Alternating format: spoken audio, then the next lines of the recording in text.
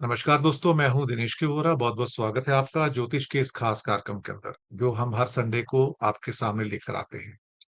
आज थोड़ी सी देरी हुई है तो क्षमा चाहते हैं, लेकिन सबसे पहले स्वागत करेंगे हम अपने ज्योतिष आचार्य मित्र सिद्धांत सहगल जी का। सिद्धांत जी, बहुत बहुत स्वागत है। रविवार की सुबह आपके बिना पूर्ण नहीं होती है, और इस हफ्ते के तो घटनाक्रम काफी बड़े हैं। और सबसे बड़ा घटनाक्रम जो है, वो उसमें राहुल का जो एटम बम है, और भारतीय जनता पार्टी के लोग बहुत बौखलाए हुए हैं।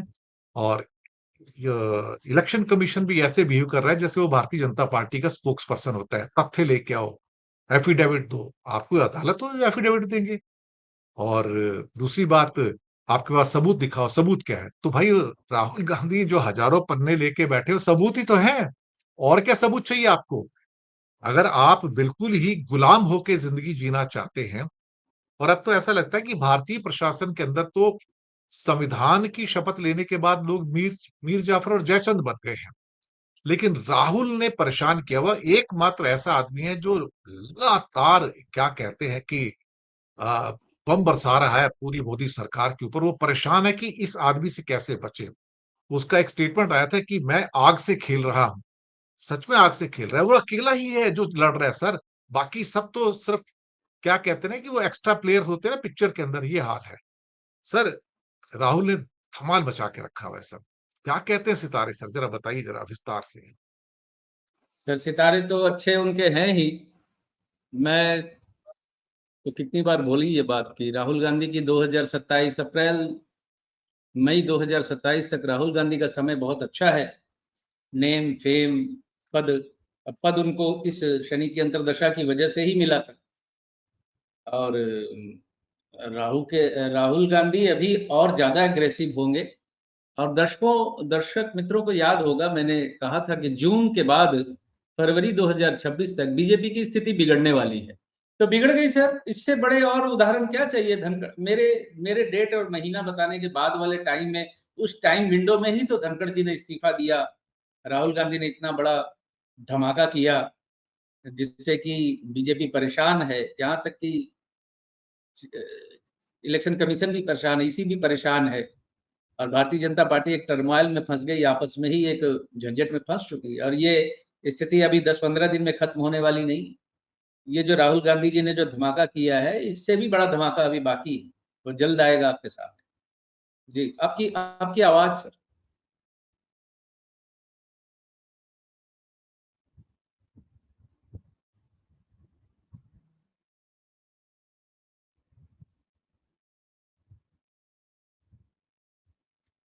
थोड़ा सा बीच में मैंने हाँ ऑफ करके रखा था इसको। हाँ, तो थोड़ी इधर से, मेरे इधर से नॉइस आ रही है, उसको ऑफ करने के लिए मैंने ऑफ किया है।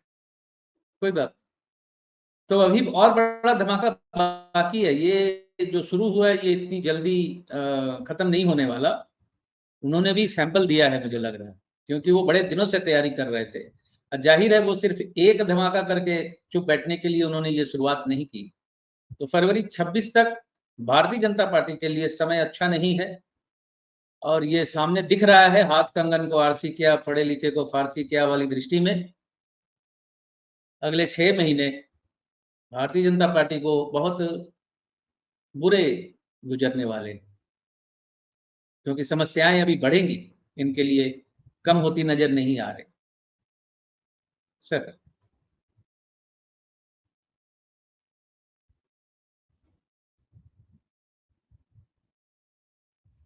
ऐसा क्या है कि राहुल के एटम बम से पूरी बीजेपी बौखलाई हुई है? उनके स्पोक्स पर्सन बौखलाए हुए हैं। इलेक्शन कमीशन के ऊपर बताइए सर। ये मुझे लगता है कि चीजें बहुत कुछ छुपाई गई हैं, और ऐसा लगता है कि जैसे लोकसभा का चुनाव भी पूरा का पूरा फैब्रिकेटेड था, हरियाणा का चुनाव फैब्रिकेटेड था, महाराष्ट्र का चुनाव फैब्रिकेटेड था। और ये बेईमानी, मक्कारी और धूर्तता से जीता गया सर ये चुनाव सारा का सारा। अदरवाइज ये हार चुके थे। सिद्धांत जी, सितारे देखकर बताइए क्या कह रहे हैं सर। बिल्कुल बिल्कुल। मैं आज कुछ कहना चाहूंगा। इस जी सर। धमाके के बाद मेरे से कई लोगों ने प्रश्न किया, आपने तो कहा था मोदी जी पीएम नहीं बनेंगे। और ये प्रश्न उठाने वाले भाजपाई नहीं थे। ये प्रश्न उठाने वाले विपक्षी थे। भाजपा वाले प्रश्न नहीं उठा रहे थे। आपके यहाँ भी कुछ लोग कमेंट करके गए, उनमें एक दो को मैं पर्सनली जानता हूं, यहाँ कमेंट कर रहे थे। तो मेरी बात साबित हो गई ना कि पीएम बनने का योग इनकी कुंडली में नहीं था। इसी वजह से मैंने बोला था कि नहीं बन रहे। भारतीय जनता पार्टी सत्ता में मुश्किल से आएगी। आपको सबको याद है, जिन्होंने जो मुझे सुन रहे हैं सबको याद है कि मैंने कितना स्पष्ट बोला था कि भारतीय जनता पार्टी को पूर्ण बहुमत नहीं मिलने वाला है। 400 पार तो बड़ी दूर की बात है, 428 तो बड़ी दूर की बात है। पूर्ण बहुमत नहीं मिलेगा। 220 से 230 सीटें आएंगी तो 40 आई, पूर्ण बहुमत मिला नहीं। तो मैंने ग्रह नक्षत्रों की चाल पे ही बोला था ना, मोदी जी पीएम नहीं बनेंगे, ये भी बोला था मैंने ग्रह नक्षत्रों की चाल के अनुसार ही। तो आज ये राहुल गांधी के धमाके के बाद ये तो बात साबित हो गई ना कि किस तरह से बहुमत लाया गया। और बनारस में तो मोदी जी हारते हारते जीते हैं। किस तरह जीते हैं मैं उस पर अब टिप्पणी नहीं करना चाहता। तो ज्योतिष का जो मैं बार बार जब देश काल पात्र की बात बोलता हूं, जो नवीस है वो नहीं समझते हैं इसको, नए ज्योतिष नहीं समझते हैं, लेकिन पुराने भी नहीं समझते। मैं देश काल पात्र के अनुसार हमेशा ये बोलता हूं कि देखिए, सेंट्रल पावर अगर कोई डिसीजन लेती है तो फिर इंडिविजुअल कुंडली नलिफाइड होकर वो सेंट्रल पावर के डिसीजन के बीच में फंस जाती है।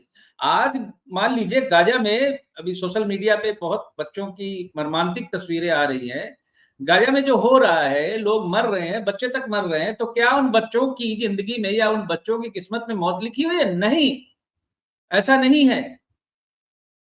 उससे बड़ी पावर ने निर्णय लिया हुआ है और उस निर्णय के अंदर सब फंस रहे हैं। तो मैं हमेशा कहता हूं कि देश काल पात्र, पात्र कौन है देश के राजा के तौर पे, किस देश का है और समय कौन सा चल रहा है। जैसे सतयुग, द्वापर युग, त्रेता युग, कलयुग, इस तरह। तो हम किस युग में हैं, ये काल है।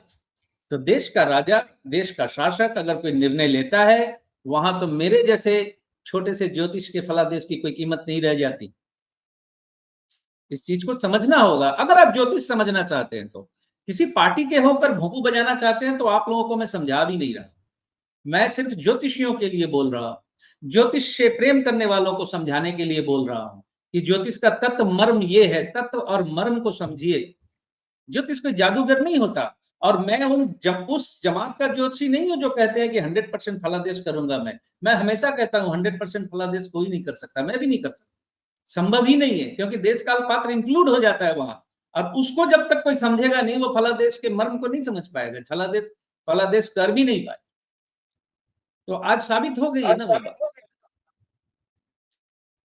इस धमाके के बाद तो बिल्कुल क्लियर है कि कैसे चुनाव जीता गया, कैसे स्थितियां फेवर में की गई। सत्य तो है ना कुछ हद तक, ऐसा नहीं है बिल्कुल। तो उन्होंने तो पकड़ पकड़ के बताया है, तथ्य देकर, सबूत देकर बोला है। पर ये तो सर, धूर्त लोग हैं सर, ये कहाँ मानते हैं? आसुरी प्रवृत्ति के लोग हैं ये बीजेपी वाले, तो ये कहाँ मानेंगे सर? हाँ, तो ये काल पात्र है। दुर्योधन माना था क्या मरते दम तक कि मेरी कोई वही गलती तो मैं थी? कह रहा हूँ। यहां वही तक तो मैं कि कह रहा हूँ।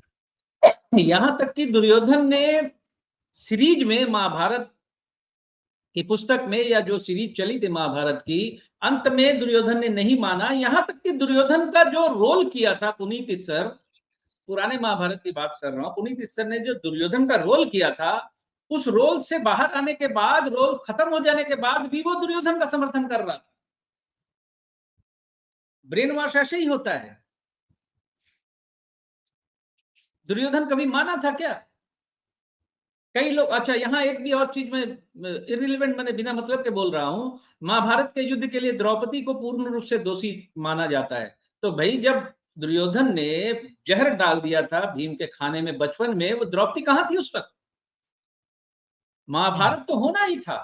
द्रौपदी होती या ना होती, इससे कोई फर्क नहीं पड़ना था, क्योंकि वो लड़ाई बचपन से चल रही थी इन लोगों के बीच। ठीक।